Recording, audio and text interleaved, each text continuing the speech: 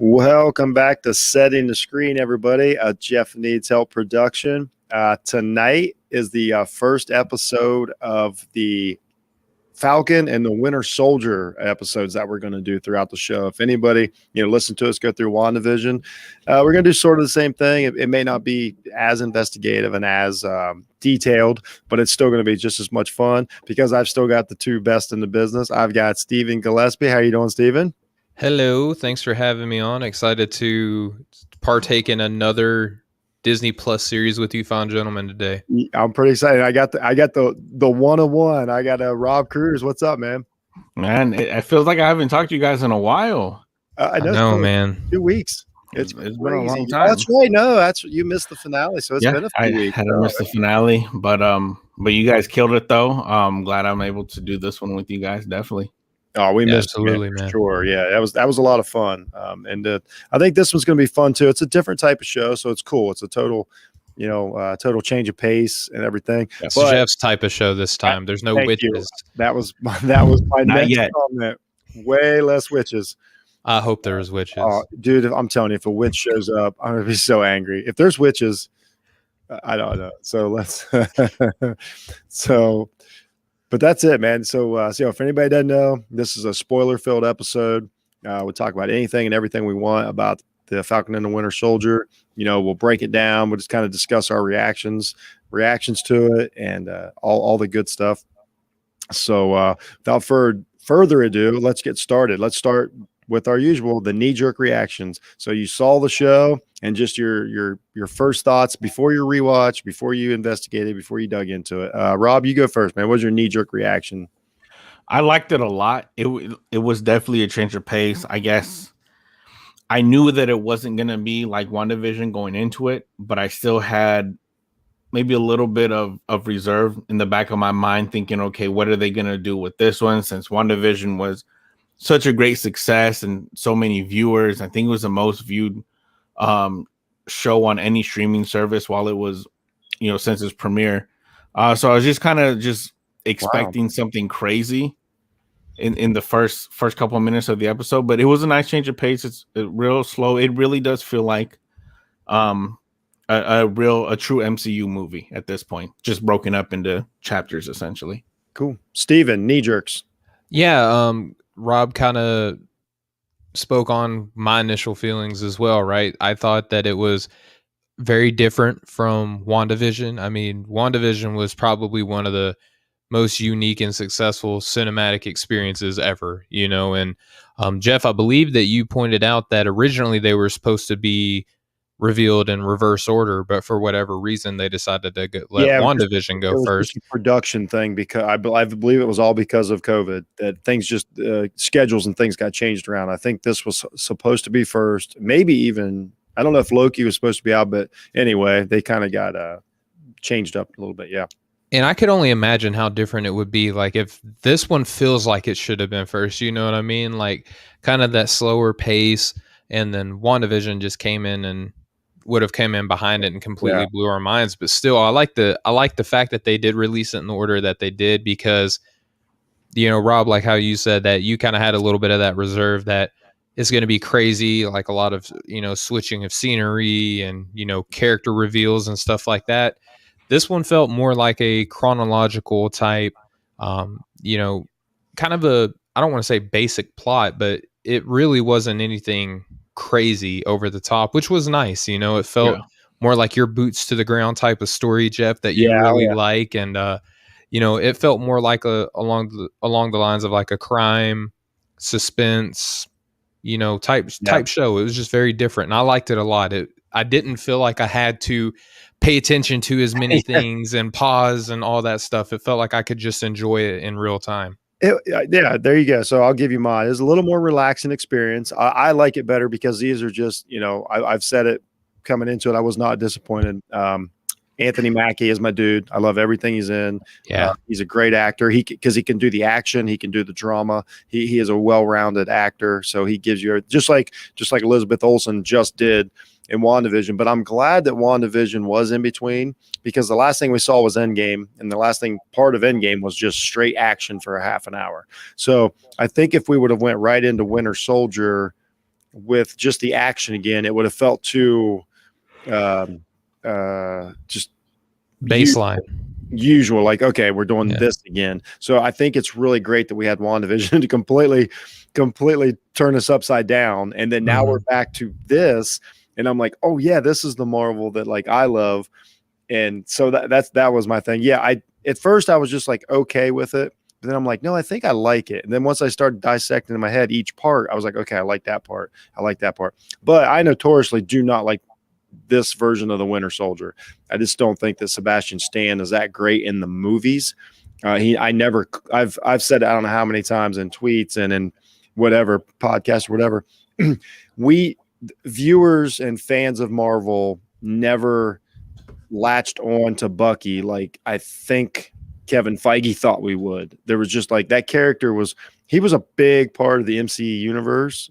And I just don't think we ever cared as much about the Winter Soldier as they wanted us to make those movies matter, like Civil War and stuff. That's just me.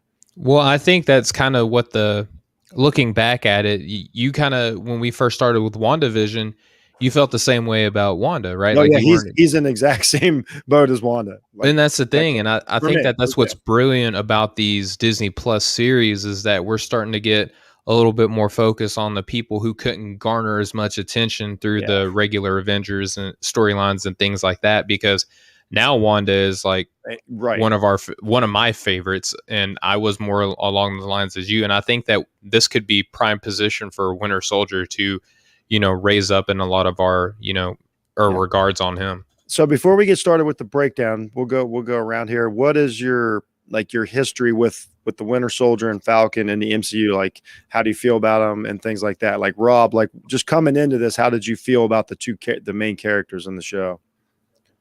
So I completely understand what you were saying about the Winter Soldier and how Bucky hasn't really played like a huge role, because whenever he was in the MCU, it was very spread out.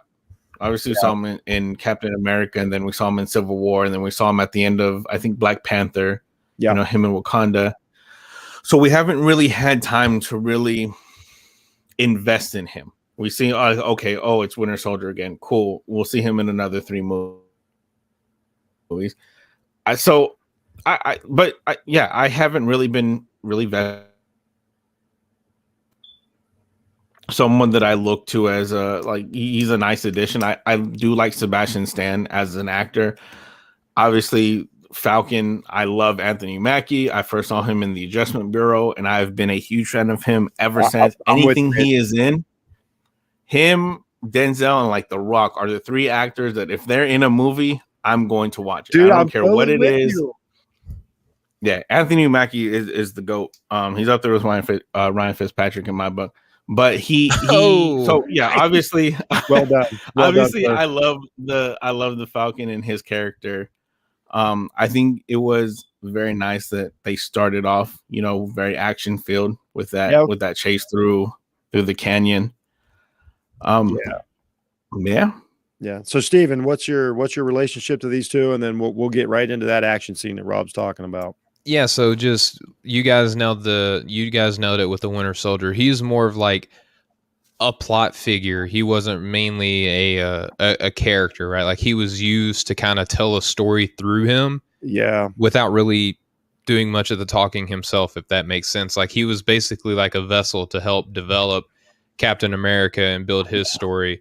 And then also with Civil War, like they needed a reason to have Iron Man and Captain America fight each other. And what better way than Captain America's best friend to kill Tony Stark's parents, right? Like, so which I thought that story was okay. Like I approved of that. By the time I got to the end of Civil War, I'm like, okay, that makes sense. And that builds the distrust and all that. So I didn't hate that. Yeah, it would take more than just like, no, I don't want our identities to be secret, or I want our, like, it took more than that. And that's basically where Sebastian Stan has fallen. He's more of a chess piece, it feels like, in the MCU to kind of help progress things along, as opposed to being a main character. And then Anthony Mackie, I love him as an actor, but if I'm talking specifically MCU, he's mainly just been comic relief. And I'm glad to see him be put in a position in the MCU to be more of a serious character, a guy that you develop more of an appreciation for, not just because it's quick wit, right? But because he's a great superhero. And I think that kind of where Clint was, right, as Hawkeye, he was a guy that had more of a front and center role as an Avenger, and people relied on him more. I could easily see Falcon kind of shifting into that role in the MCU now, kind of being not really the main guy, but an important guy moving forward in the main group. I would say, well, we'll get into predictions later, but I would say you're close, and I would say Anthony Mackie did what they wanted Hawkeye to do. I think he did it better, and I think he did with Winter Soldier. I think he did it better, and I would push back a little on the comic relief thing. I know what you're talking about, like with Ant-Man and then later movies, but I thought his early, like our introduction to him in Civil War as the kind of a counselor, you know what I mean? So still, like in that movie, the whole on your left, he runs faster than great. me. Like, that's one of my favorite parts in any movie. Yeah, so I see what you're saying. You're right. It still was lighthearted, but I thought that he's not really like you're not like invested in him on I was a human like a human level though. Like you grieve with Iron Man, you grieve with Captain America, you grieve with Thor and all these other characters. Like with Falcon, you just laugh with him. Like, I don't think so at all. I'm the exact opposite. I'm totally invested in Falcon. Like I am too, but I'm just saying the depth of his character. I feel the way about him that you feel like you're talking about these other characters. Like I really did latch on him. Plus I came into a huge Sam, Wilson as Captain America fan and with a history. So I was ready to be tied into it. Me and Rob talked about it. I mean, Anthony Mackie, I wear a cape everywhere. I love Anthony Mackie too. Oh no, yeah, I think we all agree on that. So that's cool that you say that though. That's how we're different. Like I was probably invested in Falcon like people were invested in Wanda, as to where I didn't care about Wanda. So I think that's a good correlation. So yeah, that's cool, man. That's cool. I like that. So let's get into this. So it opens up, Rob mentioned it.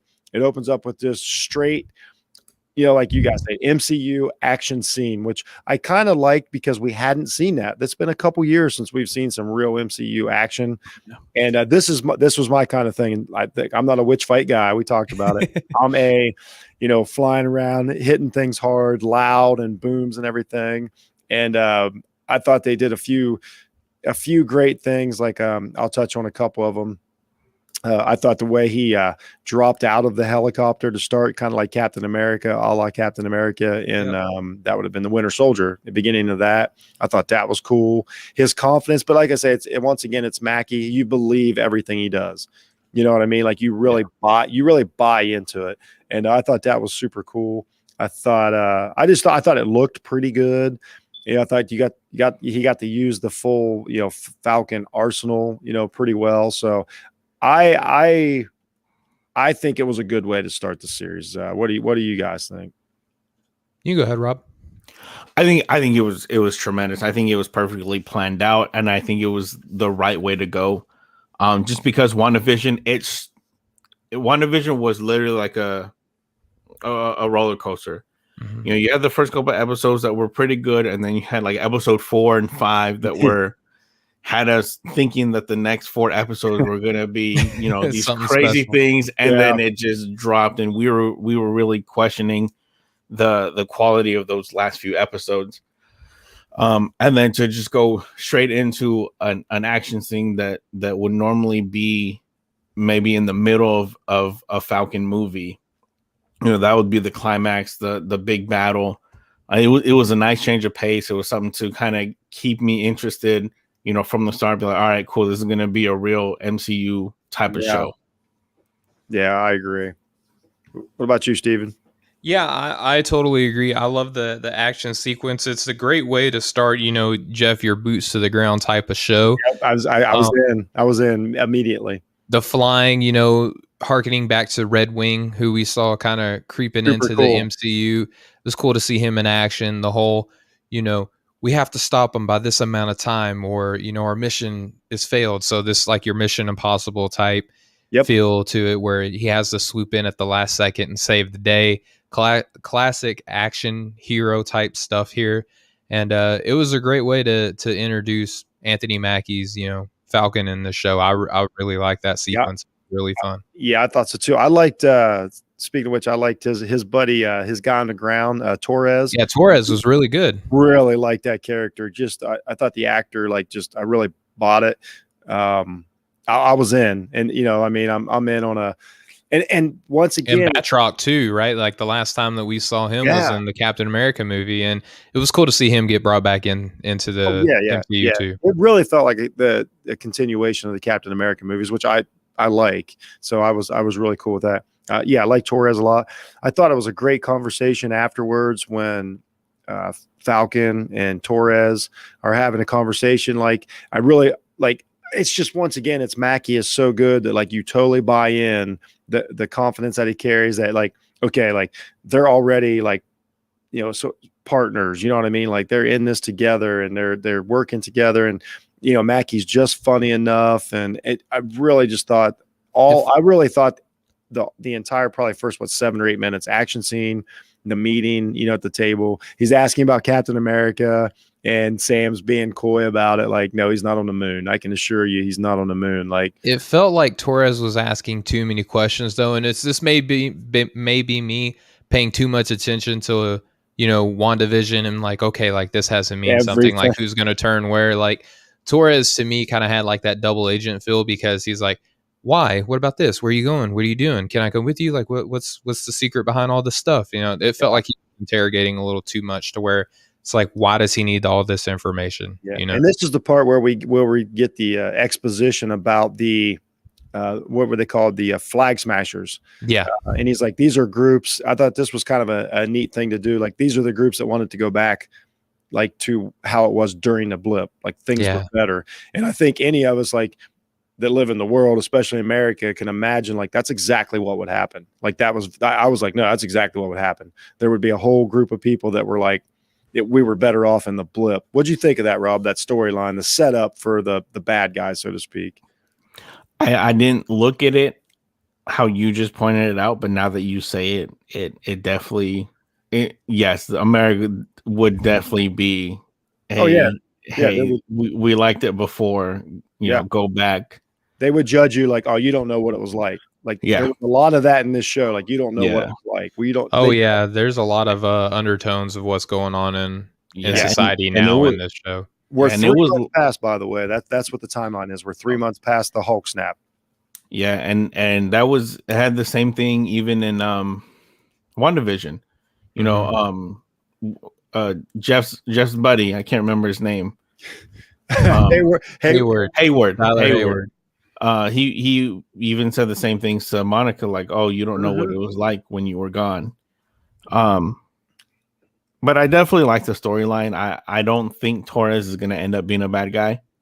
But that's just my take. Well, yeah, as the show progressed, I started losing that feeling. But at this moment, I was like, he's asking a little bit too many questions. Yeah. And they also, Jeff, bring up, too, the organization LAF. And, like, that doesn't exist in Marvel canon. So I'm, like, trying to formulate, what does LAF stand for? I'm thinking, like, League Against Freedom or something like that, like something anti-American, obviously, because it didn't jump out to me either. I really had no idea, which I thought was also cool, that, like, they essentially were just like, Sam is still doing a job.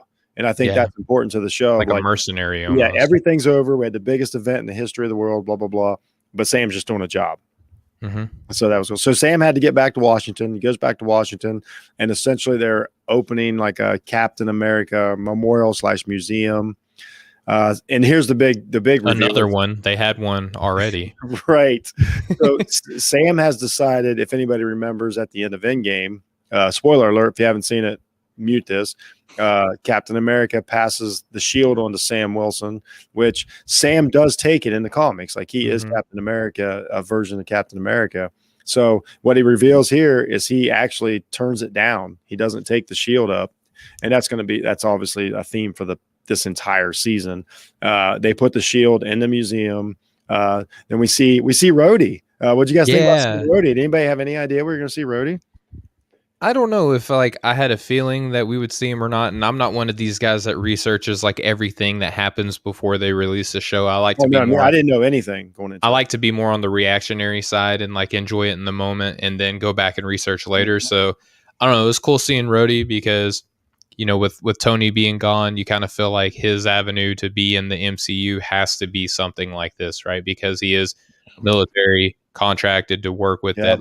be the liaison with Stark Industries, and with Cap being retired, obviously being a military person, like the tie-in's easy to make to allow Rhodey's to be able and to. it allows us, like, we could get the Iron Patriot, like he could still, like, or War Machine. I think they call him War Machine in the MCU, right?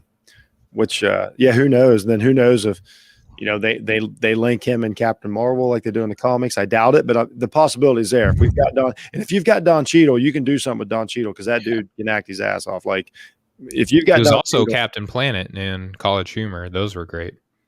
there you go. We're breaking here. We may get Captain Planet. So I would lose it. So Rob, how did you feel about Sam not taking the shield? I was shocked, just Me because too. one of the few things I know about the in-depth Marvel comics is that he does, and that he does take it, and he does become Captain America. So I was initially shocked that he didn't take it, but knowing how Kevin Feige works, it's at the same time, it wasn't as surprising, because now it's we know something's going to happen to where he's going to have to take it. It reminds me a lot of Spider-Man 2, the one with Doc Ock, when Peter Parker is like, all right, I'm done being Spider-Man. He throws his suit away, and then Doc Ock comes, and they're like, okay, we need Spider-Man. And then he gets it, and then all that.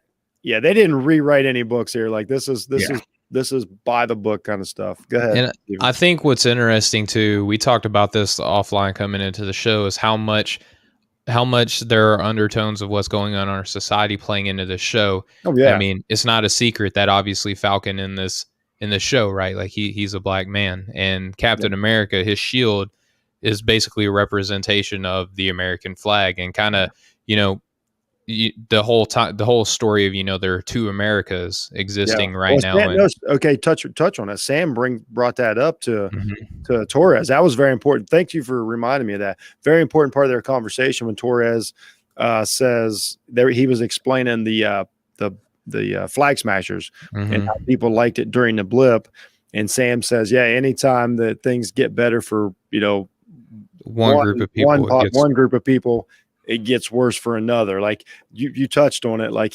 Sam, and that's I think we understand what Sam was getting at there, because with dismissing the idea of being, of carrying something that represents the American flag and not in it.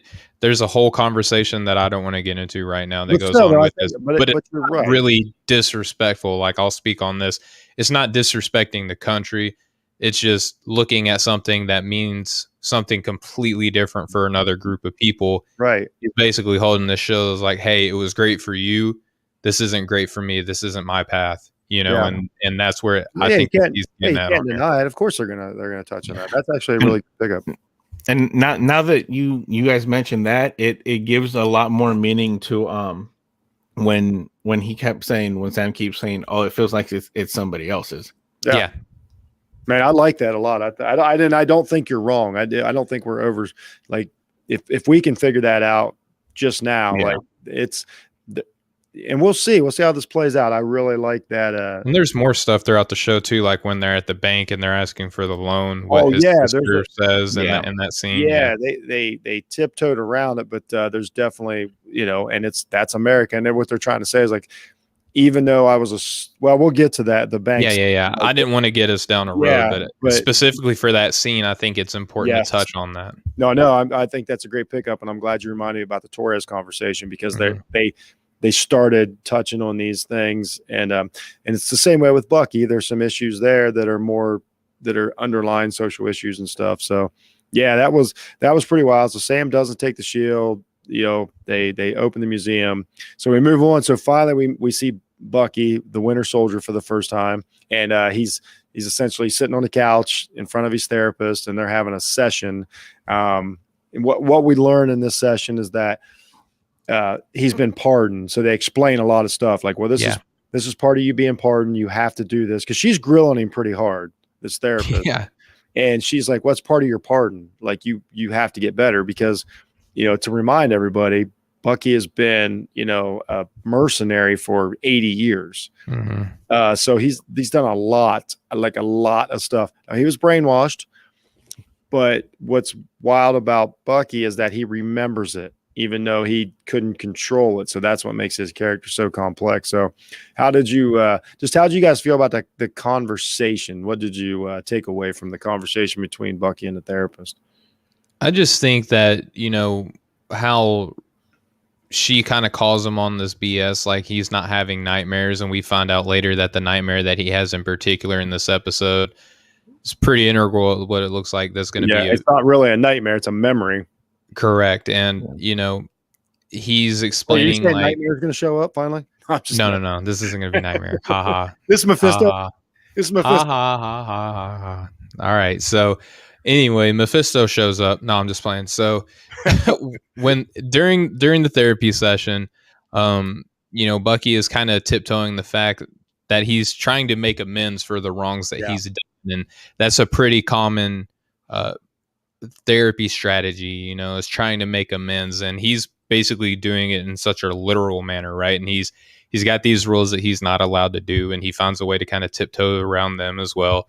And when she's about to just make it to where his life is going to get harder, to where he has to do more of these sessions, he opens up and is like, look, I'm trying. This is difficult for me. Like like you said, Jeff, he was a mercenary for 80 years. He got a little break in Wakanda, and then the blip happened, and so this is the first time that he's really got to try to sort through all of his mess that he's had to experience his whole life, basically, because even before Winter Soldier, he was in the military and, went and killed, in World War II. So he's a World War II vet on top of being a weaponized zombie, essentially. And he's trying to unpack all of this and live a normal human life. So I love the aspect where you start sympathizing for Bucky, I think, for the first time ever in the MCU. Like, his story before this was sad, but like you've been saying, Jeff, you weren't like attached to Bucky in the MCU the way that I think that they're starting to make it to where we will now.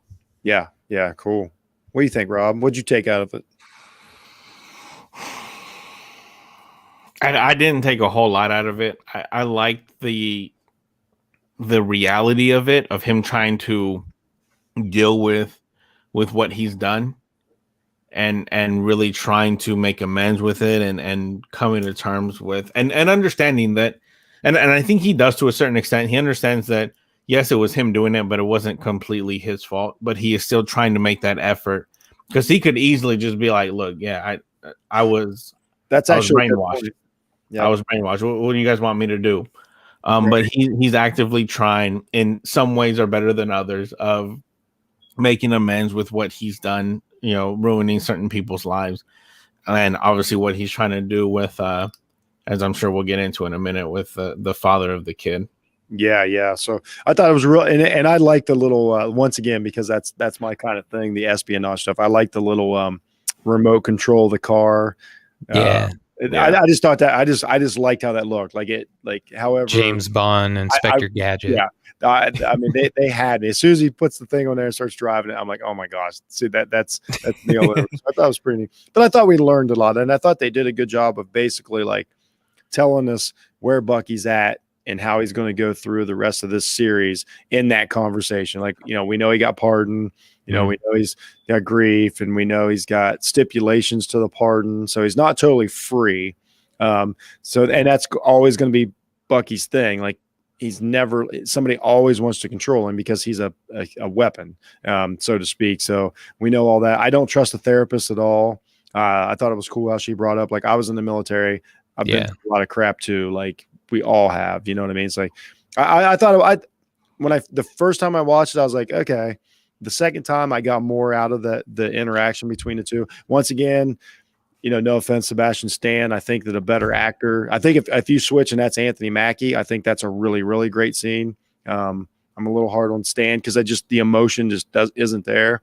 But it was good enough. It was good enough. So we'll move on to the what Rob touched on. So then we meet Bucky and his buddy, this older gentleman that he meets.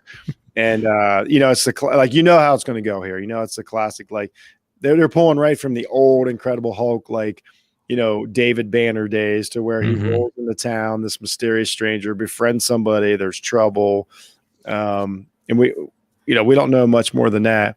So he offers to take this guy to lunch because he says he'll buy or whatever. And then they go to lunch. And this is where we meet my favorite character of the show. Oh, she's phenomenal. Phenomenal. You know, his older buddy, you know, tricks him into asking this lovely woman out on a date, which he didn't trick him. He does it on behalf of. He was like, hey, he wants to take you out, and he's like, no, please don't. Like, I'm so embarrassed. And she's like, no, I'm with it. Like, let's have a date. She was great. See that I mean, she already like basically starts like overpowering Stan already. I'm sorry, but this is just like she's obviously a great actress. Yeah, I mean, I bought it hook, line, and sinker. Like, I'm surprised she wasn't in WandaVision, like, because they had every great actor in there. Like, we did her in WandaVision. So I thought this was a neat little scene. You're learning. You kind of I don't know about you guys. Did you kind of guess what was happening here? Like, I did right away. Oh, yeah. Like, yeah, right? I mean, yeah. It's fairly obvious, it was right? fairly, yeah, it was pretty obvious. You know, there's got to be a love interest in a comic. Yeah. You know, in a comic show, there's always a love interest. But I also, when we met the older man, I'm like, okay, he's obviously making amends. You know what I mean? And I didn't know that part. Like, touch on later. I didn't see that coming. Oh, I did totally. Yeah, I assumed that's what was coming. Like, no, they weren't. Like I said, they weren't rewriting the book here, like outthinking the room. Like, I pretty much knew what was going on. That doesn't mean it was bad. No, for sure. But so that was all right. We met her. She was awesome. They had a little sake, nice little conversation, banter back and forth. Which I will say, Stan is very good at that. He's very good at the dialogue between characters, like whether it's Mackie, or whether it's the older guy, or whether it's the woman. All that was or with Captain America, you know, like, you know, don't do anything stupid while I'm gone. He's like, how can I? You're bringing all this stupid with you. Like, I love that. I love that. Yeah, there's some really good parts. Like, one of my favorites is in Civil War when Bucky and Sam are in the car and Captain America kisses. And they're like, kisses his wife's niece. That's neither here nor there. And they make the jokes or whatever. That was a really cool scene. So yeah, like, I know I'm hard on the guy, but he's not that bad. That's not that bad.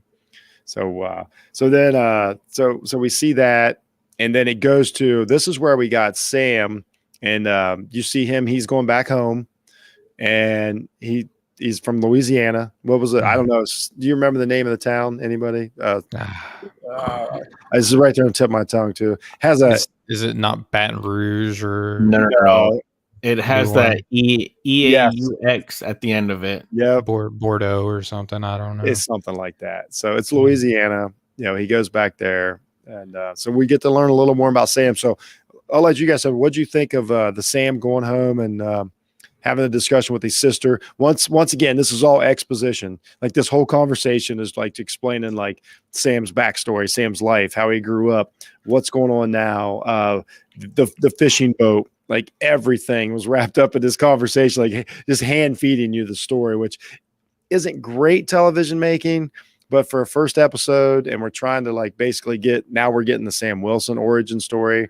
It was just the most direct route to do it. I don't know. How'd you guys feel about Sam's hometown? It was, I liked the story just because, again, it was something different. Normally, you know, from the comics, it's every comic has a plot. You get to the big battle and then it ends, and then the next comic kind of picks up where it left off. Yeah. Same with all the MCU movies. It has a big battle, it ends, and then the next movie picks up right where it leaves off. And we forget that, you know, if we are supposed to believe that this universe actually exists, that we're of superheroes, the end of the day, especially somebody like Sam Wilson, who isn't really a quote unquote superhero because he doesn't actually have any superpowers, a lot like Iron Man. Without the suit, they're just regular people. But that's the thing, they are still regular people. They still have lives that they have to deal with, and that gets lost and downright ignored, you know, through the comics and through movie, because all we see is they're superheroes.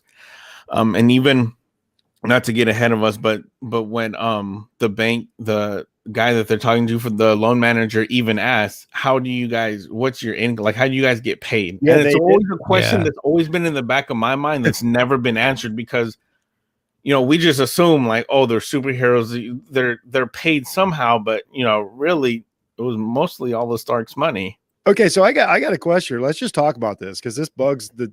So this whole point is like, so Sam and his sister are discussing like whether to sell the family boat or not. Yeah. It's apparently was a fishing boat that his parents owned, and that was their source of income and all these things. And then there's a house. So it's this whole discussion like you can't just sell the house; it's half mine. You can't sell the boat. Back and forth between it. And the whole time I'm thinking like, wait a minute. Like this dude's flying around with about $10 million worth of vibranium technology, on his back.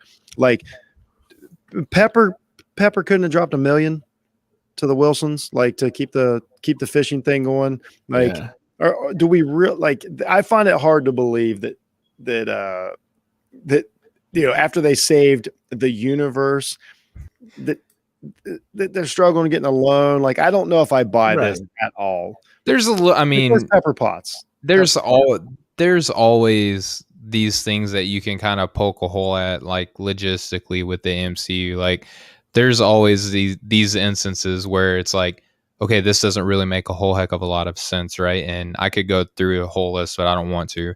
But yeah, it does seem strange that one of your good friends is super wealthy, and you can't get a little bit of money from them. You could sell a quarter-sized piece of vibranium and pay for your family's fishing. Like, Yeah. I just don't know why they push the income thing so much. Well, that goes back to, I think, the undertones for what's going on in our nation right now. Maybe. But I think Rob touched on it, like trying to like make us remember that they're people living lives and that they don't just sit around in Avengers Mansion and wait for, Colossus, to show up or whatever. Right.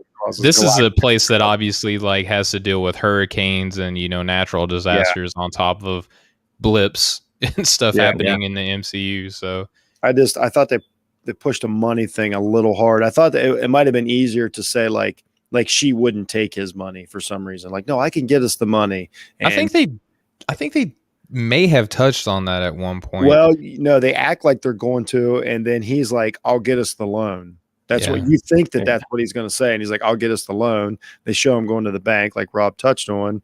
I think it's cool too how they're from Louisiana, like Monica Rambeau is. So I wonder if we're going to get a little bit of a run in here. And I honestly don't remember if Sam's actually from Louisiana. He might be. I don't remember. I think I'm not super familiar. Yeah, I know, like I've read a lot of the comics, but he's already been established. Like and I didn't go look it up because I'm kind of letting myself just devour this one naturally, more organically. But anyway, the whole money thing, like they kept talking about it, and I'm like, I don't know. I mean, we're Starks just don't like have money. They got like money. Yeah. You know what I mean? So, but you know what? To be fair, after the blip, they did live in a cabin, but I don't know. I'm not here. They don't need a bunch. Like $500,000 looks like it would keep this operation afloat. Yeah. So, but I don't mind the storyline. Like I liked his sister, and the nephews. I think are cool. Like I already kind of digging them. I like the whole story. I think that's something I would have liked like Falcon. You know what I mean? Give that to me, like around Captain America's Civil War time, and I'm totally in. Okay, it is what it is, but it's nitpick. It's a nitpick. Just can't make everyone happy, I guess. No, and especially me or Stuart. Like it's rough. I'm not good. I blame Jameis Winston for all of this. So he's in Louisiana too, so I mean, whatever. There you go. Exactly. So we kind of so basically that's the story there. Like it's just like basically here's what we needed to know from that. They need money and they don't have it, and they're having trouble getting it. And so we assume that at some point, Sam's gonna have to make a decision, about is this the right way? But that's to save their family's legacy. Yeah, that's what's coming. It's fine, but it is what it is. But I didn't hate it. Good actors, liked everybody. So let's talk about Bucky's date a little bit. So I guess that's how this show was kind of edited, like back and forth. They weren't, the characters, they even brought it up that Bucky was ignoring Sam's text. So they're not speaking. This is 3 months after the Hulk snap. So Bucky's on a date with our new favorite actress since Elizabeth Olsen, probably the best actress since Elizabeth Olsen. But so they're on a date. And she's really going in. Like, she's asking him, like, I like this whole thing. I like the setup to play Battleship, to have some beers and play Battleship. Like, I really, really, really bought into this date. I don't know. I thought the scene was fantastic. I thought we learned a bunch about both of these characters. I thought it made sense. Like, they didn't do the typical, like, oh, let's go ice skating. I don't know why dates, they just always go like ice. Like, nobody on the first date, like, risk bodily harm. Like, you have no idea how the athletic ability of who you're going on a date with. You don't start with ice skating. You start with Battleship. You know what I mean? Like, yeah, she's a veteran. You can tell she's a veteran. Like, she's not a naive. She's not wet behind the ears. Like, she knows what's up. She's only, the actress is only 29, which that blew my mind. She's so mature for being 29. Speaking of which, when she asked Bucky, she's like, "How old are you?" 106. That's a great line. What I love so much about that whole sequence is the fact you just touched on the age. And she's asking, like, so what has it been like for you? And he gets into the fact that he's like, well, I tried the whole internet dating thing. And that was neat. He explains that process. And he's just weird. Like, you sound like my dad, which is like not something you probably want to hear on your first date with a girl, right? No. So, well, I think that touches on that. That's going to be part of Bucky's struggle. He's a 20. Well, the actor doesn't look like that, but like when he got froze, he was like 25 years old. Mm-hmm. You know what I mean? So essentially, he's kind of supposed to be close to that age, but obviously he's not. But and so that's going to be the struggle. Like, he's at the same point in life as she is, but he's 106 years old and has murdered thousands of people. So it's a little difficult. Like the paradox there, yeah. So I don't know. I liked it. I liked it a lot. Did you buy it, Rob? The Battleship date? Yeah, I did. I did. Cool. I liked it a lot. Again, it goes back. It's showing the human side of these two heroes or villains, whatever you want to call, regarding, Bucky. I liked it. Anti-hero, sure. I like that one better. I bought it. I liked it a lot, and I'm honestly genuinely curious and intrigued to see where that leads and how that affects Bucky going forward. Yeah, me too. That's a great point. And that's what they want to get out of this is they want us to care. I'm invested. I'm fully invested in this couple. It's I don't know. This might be the couple of 2021. This could be a big thing here. She might be a superhero. I don't know. Like, she's good enough to be like superhero. Like, there's something about her. I'm telling you. She's got charisma, man. She's got that it factor. And what really kind of progressed this into turning into a bigger story kind of going on behind the scenes is the fact that she thinks, she thinks it's cute that he hangs out with this poor old man who lost his son, and it affects him. Tell us about it, man. Tell us about the other half of this date. And basically, they're having fun playing battleships, doing shots. And, I didn't really date at this age. So I imagine that's probably I have no idea. Yeah. Like, I got married when I was 19. Right. But, I would imagine this is how a date goes for people who are in, their late 20s. I think it would be a successful date. Like that seems like a fun time. Yeah. And, eventually she starts talking about how, oh, it's real sweet that you take care of, the old man. And how sad it is that he lost his son, and and then it starts getting more and more sad. And I don't know if like the way that he heard it is the way that it was displayed to us, because it got to the point to where it's like, man, she's like having this really depressing conversation out of nowhere. So like, I don't know if that's how he perceived her conversation or if that's literally how the conversation went, because she starts like, yeah, could you imagine like having to live with this every day, knowing that your son's dead? Like, they have a name for a widow, they have a name for an orphan, but like for a person who loses their son, they really got deep. Like, she lays into this, and I'm like, oh my goodness, like who talks like this on a, on a first Too much for date? a first date. It was too much for a first date. And that's what I leads think me this to the woman point might have a to, like, drinking problem. is this the PTSD kind of taking over Bucky's mind a little bit? Like, maybe she's saying something like kind of innocently, and his PTSD is like registering something completely more severe, and he actually just gets up and leaves, and that's the last we see of our new favorite girl. Yeah. So essentially what we know is Bucky's friend, the older gentleman, we assume this is factual, but in Bucky's memory, dream, whatever you want to call it, he murdered his son, like on one of his missions. It was, and it was kind of a casualty of, casualty of war kind of thing. Like the kid in the sequence says, "I won't tell anybody," but it doesn't matter. Like that collateral damage, almost collateral damage. That's what I'm looking for. And Bucky is like, nah. So, and now that we learned he's making amends, but he's made the mistake, and that's what they do in these shows. He's gotten too close. So now, like, instead of making amends, now he's living a lie. And that's obviously we know that's going to come back to haunt him because it never works. We thought he was going to confess, and he kind of chickens out.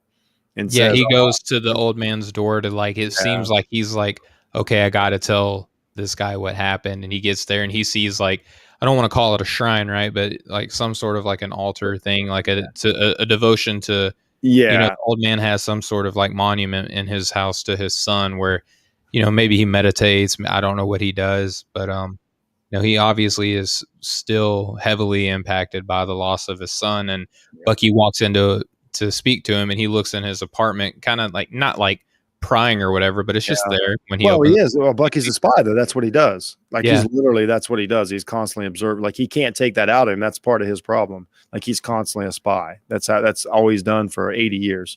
And then, like you said, Jeff, he chickens out of telling him. And but he doesn't go back to the bar. Yeah. What kind of fool is he? Yeah. So then it cuts to, which I like this scene a lot. This next scene I really like. This is we go to Switzerland, and we got Torres again. He's kind of going undercover, trying to find out more intel on these flag smashers, and we get a robbery. I don't know if it's a bank or what. It was kind of like seemed kind of bankish. Yeah, like a bankish. Everybody's wearing a mask.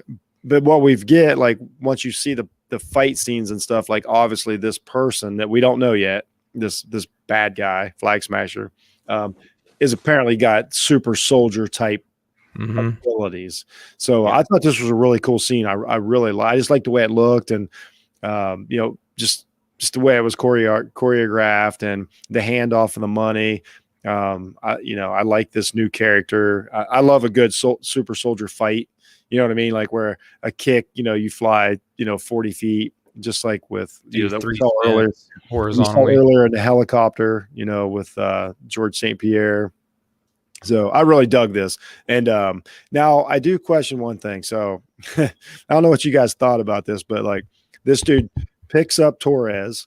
This looked great, by the way. Picks him up.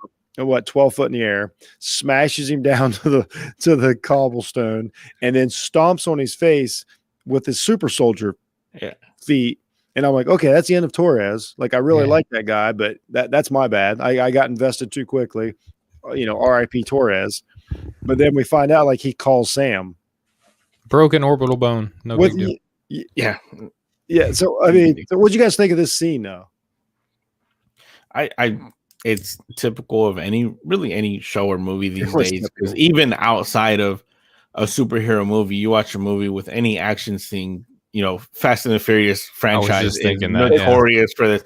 People go through walls and go through concrete buildings and I just love get up like, oh my back, do a quick crack, and they're back in the fight. I'm so desensitized to stuff like that now. Yeah, that was bad. Like, there's no Meanwhile, way. my son falls out of a chair and I reach for him and I hurt my neck, like, and you're down. Oh yeah, no, you nailed it, Rob. It's typical. It was very typical, which that's why I'm really glad that this came after WandaVision. So we had a nice break to get some different stuff. But you're totally right. It's very typical. I love it. but it is par for the course, man.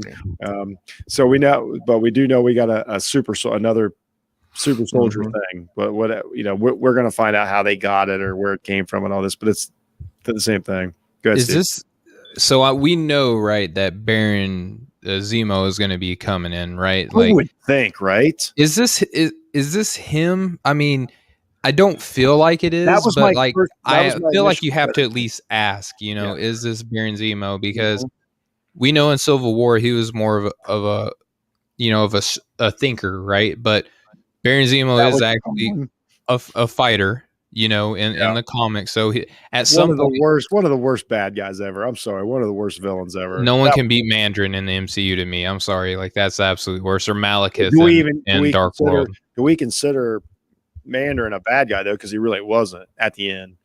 Yeah, I don't want to get started. Zemo was the actual villain. Terrible interpretation. I know Malekith was pretty bad too in the Dark World. He was pretty terrible. Oh wow, good point. Oh yeah, I forgot about Dark World is a villain.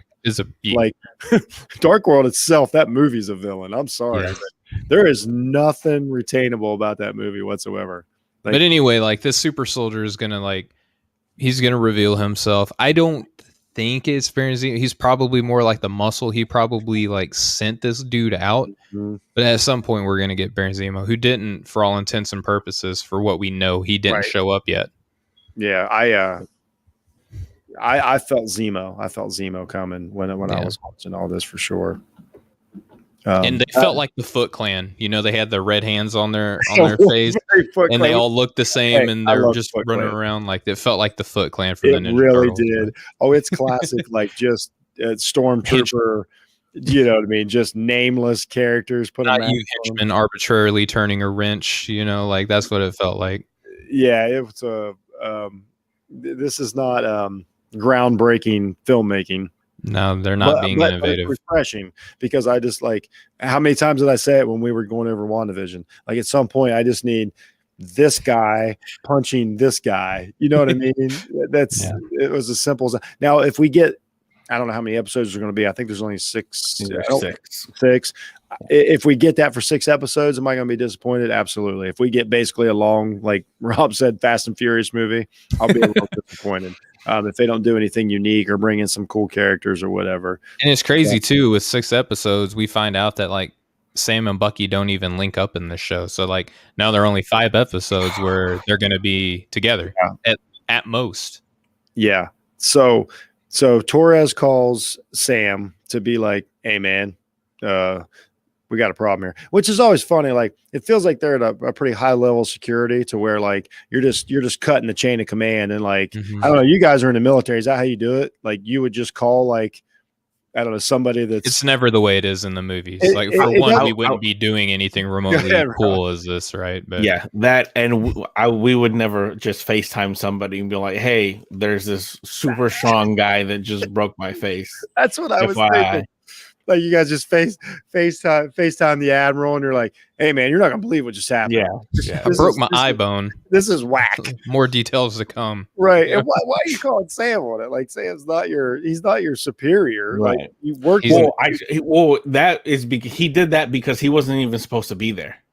Right. That's a good point. That's a good point. He knew that he could talk to him without any repercussion. I gotta be honest. If I had Anthony Mackie's phone number, I would call him. Every time I would call him for no reason. If I stub my toe, I'd be like, "Anthony, Papa Doc." He answers, "Hey, what's up? It's Anthony. So what you thinking about?" What's he doing? No, he'd probably be like, "New phone, who dis?" Yeah. So that takes us in. So he as he calls Sam, and I kind of like how they did the scene. Once again, very, very, very step. Color by numbers here. His sister's like, Sam, you got to look at the TV.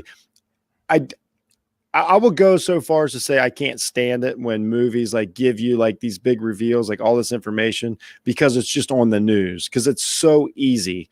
All you got to do is be like, "Hey, look at the TV." Whatever's on the TV, then now everybody knows what happened. It was just kind of weird. So that's every MCU movie, though, man. I know literally every one. They're not perfect. I'm just saying, and exactly, they all do it. And I'm like, you just let it go. But So what we see here now, this is huge. So what we see is, Sam thinks, once again, we go back. Sam turns down a shield. It's in a museum. It's done. Captain America's done. We don't know where Steve is. He's apparently on the moon, Torres thinks. Whatever, it doesn't matter. So they show it, and you've got this slimy politician, which they love. There you go. Touches on, once again, it touches on just modern culture and all this. Slimy politician totally double crosses Sam, and he's like, introduces a Captain America. And this dude comes walking down in the uniform. Such the goofiest looking structure. Yeah, it really was. So now, do you guys like know? the old man from Up in a Captain America costume? Perfect. You're exactly right. So now, do you guys know anything about this storyline? Elmer Fudd looking. Yeah, it's not a clue. U.S. agent, right? Like that's the storyline that they're going so I'm not after. I don't want to spoil it for anybody, but this is a pretty cool storyline. So you know how I was telling you guys about Norman Osborn? Mm-hmm. That's he has ties with Sword, and now also with U.S. Agent, and like he's the guy that starts basically the Dark Avengers, right? Like that's the name. It could be. I think they might have different names for it, but essentially, and then they become. I forget. I don't want to get too deep. Anyway, yeah, U.S. Agent is one of these dudes. Essentially, this is a storyline, and basically, this guy's not that cool of a guy. It's actually a pretty cool comic series. Like if you read it, he's considered a Captain America.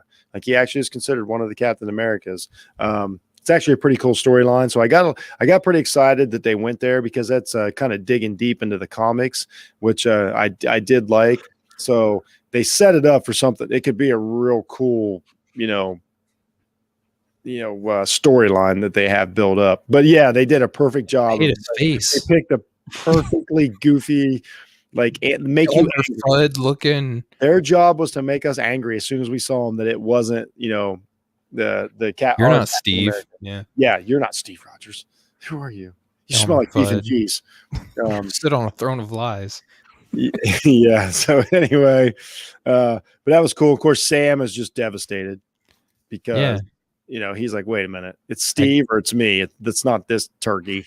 But so why would he be upset though? He chose not to be the Captain America. Under the impression that the shield was being put in the museum. Oh, Rob's right though. Hey. Okay. Yeah, you're right. Yeah. I mean, that's why he's I guess under that pretense, yes, he could be upset. But if he's just upset, like it's either him or me, like you chose not to do it. Last he saw was being put in like a, Yeah, you're right. And that guy remember that guy told him like you made the right choice. Like he acted like as if nobody was ever going to hold that shield again. Oh yeah. And essentially, they stole it from Sam. Mm-hmm. Like literally stole the shield. He was hoodwinked. First of all, Sam can't even get his family boat running. Like this dude don't have spark plug money. This is the last thing he needs. Yeah, now his boy is carrying around a shield worth about $8 billion. You know what I mean? So and Elmer Fudd is wearing Steve Rogers' shield, bro. No, he looks like the dude from Trailer Park Boys, the one that was sent in the group chat earlier today. Bubbles. That's what he looked like. It's Bubbles. Captain America is Bubbles. It's the old man from Up. Oh yeah, so it was pretty wild, man. But Johnny Walker. I didn't expect that storyline. We'll get into it more, after they reveal, but I don't want to ruin it for anybody that hasn't. It'll be a cool storyline to let it transpire naturally. Norman Osborn's coming because we had Far From Home was the Agreed. first thing I after agree Endgame. Sword was introduced, and now U.S. Agent. It's all come together. You don't think your boy? What's his name? Grinch. Commander Grinch. He could come up, man. I mean, Sword's sticking with that. Sword's still a thing. I at this point by episode 3, Commander Grinch and Hayward are both going to be the overall villains for the next 3 phases of MCU. The way you guys keep holding on to them, dude. No, all right. So hang on. Like, there's logic behind what I'm saying. Norman Osborn is involved with Sword. He is also like involved with U.S. Agent, and he's obviously Spider-Man's big bad. Like he's had tie-ins with the last 3 MCU things that have came out. Like I think you could be on to something here, and I hope so. This is what should happen because this could be cool. This could be really be cool. And it all hinges on, I hope this actor is really good, because that, like, he's better than he looks. He looks like he looks stupid. I hate his face. He's like the Jameis Winston of actors.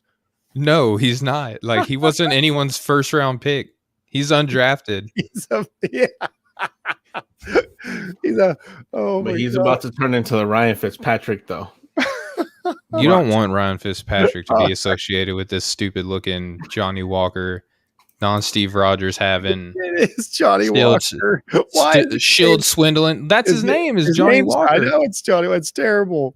It's terrible. He's gonna end up being Steven's favorite character by the end of the series. He'll be defending him. He'll be like, no. You don't understand. Shield swindling. Yeah, they'll probably give us some sappy story that's going to make me cry. And Steven will be like, you got to get into the next gen stat. Give him a chance. Like, you don't know. Like, I don't care if he doesn't have a ring. Johnny Walker is the analytics. Johnny Walker is the Chris Paul of the MCU. No, he's not. He's the Baker Mayfield. He's the Baker Mayfield of the MCU, and I hate his face. I hate him. He stinks. He was a bully in high school. Woke up feeling dangerous.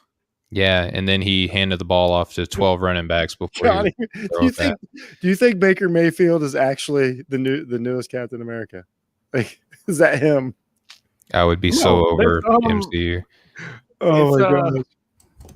Daniel Jones. If we're gonna compare him, it's Daniel Jones. Daniel Jones might be the dude in the mask. He's got a dopey looking face. It could be Eli Manning. Daniel Jones is Eli Manning Jr.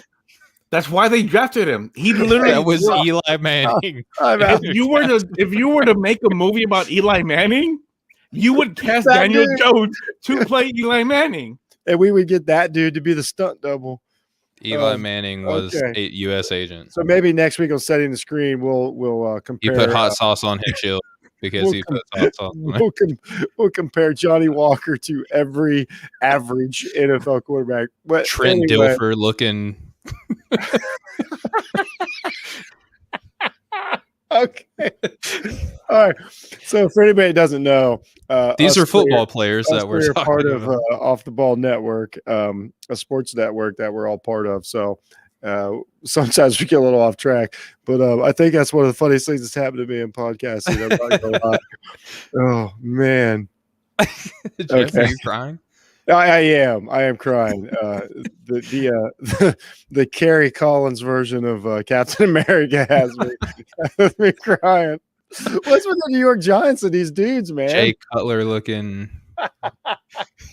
Jared Goff. Wait a minute. The Giants had the greatest of all, the GOAT of goofy white quarterbacks. Who was the large dude that lefty from Kentucky? Yeah. Oh, what was his name? Oh my god. He passed away recently. Oh, damn. Oh, thanks, Rob. You're welcome. That guy didn't make him do it. Oh, I didn't do it. Oh, okay. We're too far. We're too far. All right. We're back. We got to back up. We're a comic book show, ladies and gentlemen. We can't talk about mayonnaise eating New York Giants quarterbacks anymore. We got to move on. All right, let's get to episode ratings. We're gonna stick with Infinity Stones. So okay. I'm sorry. Oh, that's great. Jared Lorenzen. R.I.P. Jared Lorenzen. It looks like the kid from Loyola that's trending Twitter right now in the Captain America mask. Kurtwig. Like Rob, whatever his name is. Kirchner or Kirchwig or whatever his name is. Oh my gosh, yeah. Oh my gosh. We lost Rob. Okay. I'll go first. I actually, because I've already described basically Anthony Mackie's in it. I'm going to give us a solid 4 Infinity Stones. I really, especially after the second watch, I really enjoyed it. I really got a lot out of it. And I understand it's all a lead up episode, but I accept that. As to where WandaVision, I was like, I don't need that. If we're talking espionage and we're talking spy, especially if we're going to, go the storyline that we think we are, I didn't hate it. Now, if they do this another time, then I'll start getting a little agitated. But as of now, the action scene was great. Mackie was great. I thought all the actors did a good job. You know, Bucky's hopefully future wife and mother of his super soldier children. We loved her. So I give it a solid 4 Infinity Stones right now. Steven. I'm gonna give it a 3. I thought it was just I mean, it's another because TV. Of Eli Manning. It's another TV show. It's not because of U.S. Agent. It's not because of Alex Caruso in a Captain America mask. No, but I thought it was a 3. I just think that it was kind of, you know, your obligatory introduction. It was. It wasn't as great of a cinematic of experience as WandaVision was. It's time. We can't. I think if we try to, if we fall down the rabbit hole of comparing it to WandaVision, then it's going to be trouble. I think we have to try and take it as its own animal. We compared WandaVision though to MCU movies, so like if look where that got us though. Yeah, well, and okay, but I'm just saying, like, for the sake of comparison, no, I'm like, not saying you can't do it. I'm just saying if we do that, like, it's going to be terrible. I'm sorry, I thought that WandaVision was such a cool experience, but anyway, so, and even in of itself, like, we talked about it throughout the show, like, it was a slow burn. That was kind of the constant analysis that we've given it. Didn't really learn a lot more about anybody except Sam, and the stuff that we learned about was like, okay, yeah. Yeah. Yeah. Yeah. Good. Give it a 3.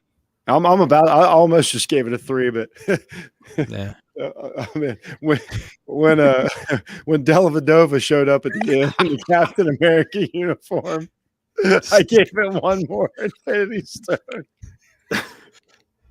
All right. Matt Harpering in it.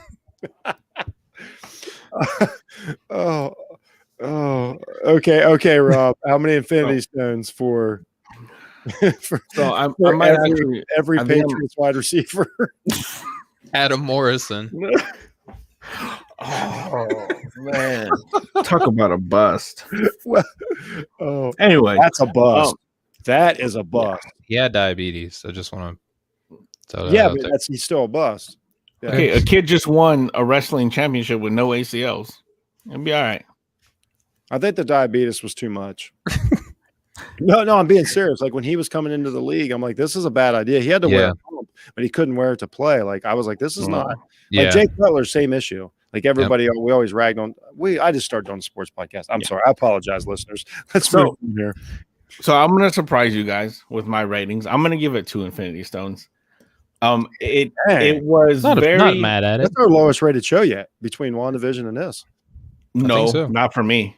I gave one of WandaVision shows 1 stone. What was that? Episode I think it was episode 6 or 6. Oh, yeah, the 90s one. Is that the worst one? No, was it? Was it the flashback episode? Like the first flashback episode? I think it was. Yeah. I don't remember which one. Not the one where they walked through like the doors and stuff, but there was like no, it wasn't that one. Yeah. I think it was episode 6. Yeah, I think 6. I remember 4 and 5 were completely like astronomical. It was either 6 or 7 that I really didn't like. Yeah. But yeah, I gave this one 2 because it started off great with a whole, Falcon scene and saving somebody. But after that, like Steven said, it was a slow burn. It wasn't. I like that we didn't really have to pay super close attention for the Easter eggs and what's which is not later. A good sign, though. I mean, that's it was.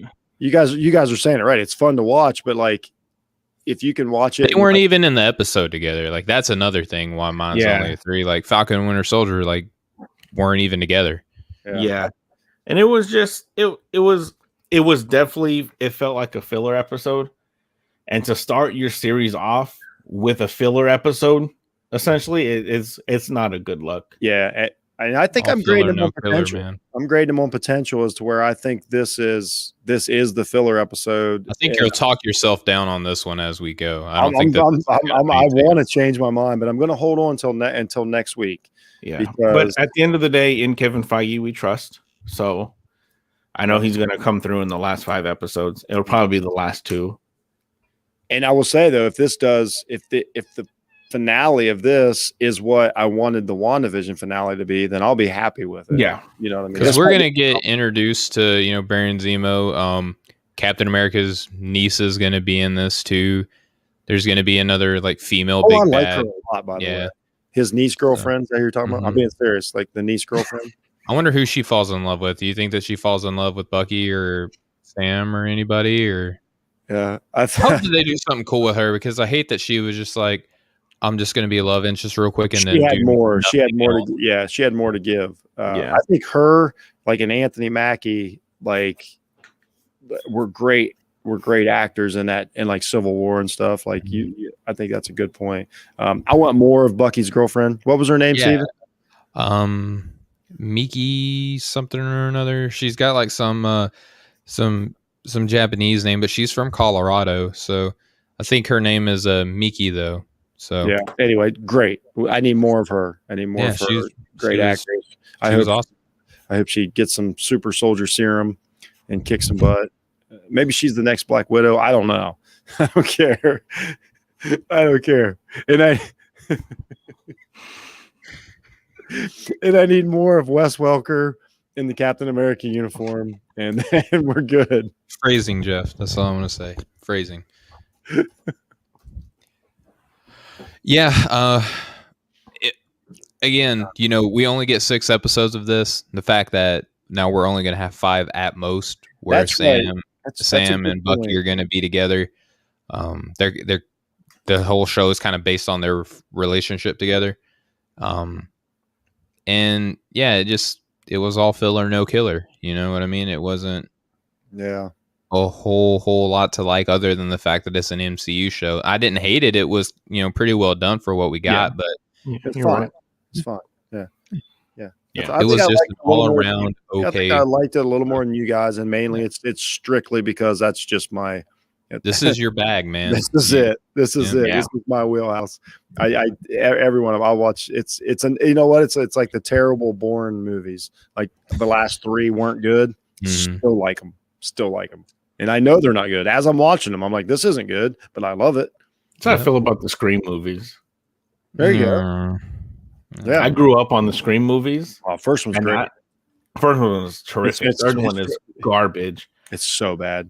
Fourth one is slightly less stinky garbage. What's the 4th one? Oh, the remake.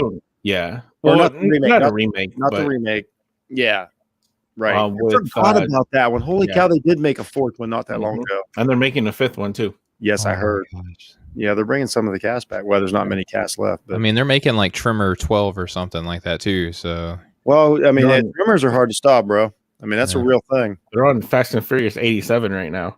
Hey, like, I'm just saying, man. I think they're going to be in space on the next one. That's the only they've ruined every country so far on Earth. So I mean, now they got to go screw up Mars. No, they've saved every country on Earth. When one of them came out, an insurance agency or insurance company watched the movie and estimated the damage that they caused in the movie. It was like north of $4 billion in insurance claims that hypothetically they would have to, come up with. Yeah. Oh, yeah. Like it's a terrible deductible too. Like real quick, I picked that up in the Snyder Cut. Like, there was a part in the movie to where like Wonder Woman's like finished a job, got the bad guy, and for whatever reason she still feels the need to blow out a city block. I'm like, that was irresponsible. Yeah, and endanger all of the police officers down there just waiting. Like Did they not learn from Sokovia? Exactly. Irresponsible. Totally different universe. All right, everybody. As much fun as on this episode today. This was fun. I'm glad we did it. That was the episode 1 of the Falcon and the Winter Soldier. 30 minutes, just like you wanted. Exactly. We came in just under 30 minutes from going an hour and a half. Who knew? I had no idea. Without a watch party. So, I knew that was wishful thinking. By the way, as soon as you said that, I was like, okay, Jeff. I pulled it off last night. Me and James went like 29 minutes. It was perfect. So sorry. You guys talked about sports on an actual sports podcast. Yes, we're on a Marvel podcast. I think we really made some crossover. Talking about JJ Redick as Agent Zero.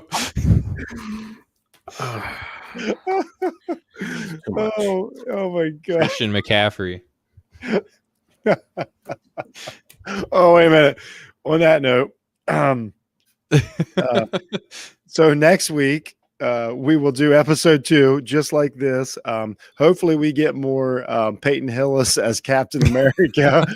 And he wishes he was as bulked up as Peyton Hillis.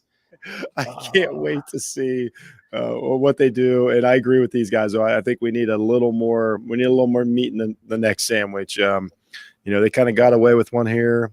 And I think without WandaVision, we might consider this sort of disappointing, but we're kind of riding the wave right now of that. So we'll see what happens. So Jeff won't be so nice next time. No, Marvel, if you give him another one of these. No. I know that you're just excited because this is the theme of it. It's Anthony Mackie flying through helicopters and George St. Pierre. I don't in a freaking bat suit. Like I'm in. I'm all in. I'm buying all of the stock, George Pierre bat suit stock that they got. And there was only maybe 5 minutes of action this whole show. Yeah. What are you trying to say? I'm just saying, it wasn't as action packed for an action show. I counted it. I even made a note. Of what 37-minute show? Hey, I've stayed married with 7 minutes of action for 20 plus years. Don't judge me. Don't judge me. There's a Manscaped ad in here somewhere that we can tie this to. Yes, I like it. I have my ad read right here, by the way. Oh man. So anyway, that was Rob's gone. I want to thank Rob went to get a snack. He's out. All right. I want to thank you made Robert Cruz. The ghost of Robert Cruz. I want to thank Stephen Gillespie. This has been an awesome show. Hey, thanks for doing this, guys. This was a blast. I think this was probably, now that I think about it, I think was more fun than the actual show was. Oh, absolutely. Oh, this show right here is 6 Infinity Stones. What we had to watch was only. I think so. Yeah. Oh, yeah. All right, guys. Hey, thank you so much. Thanks, everybody that's watching. Go follow both these guys at their respective Twitter handles. Go to Off the Ball Network, catch everything we're doing on the sports side of it. There's more breakdowns of average white quarterbacks for the New York Giants. Luke Longley is just sneaky, just expose on sneaky athletic quarterbacks coming up. So anyway, that's it. Thanks everybody for listening. Go check me out. Please like, share, and review all 3 of our podcasts, everything we do. I know it sounds crazy to beg for it, but it really helps. We really appreciate it. And we'll see you guys next week. Hey, thanks, guys. Everybody.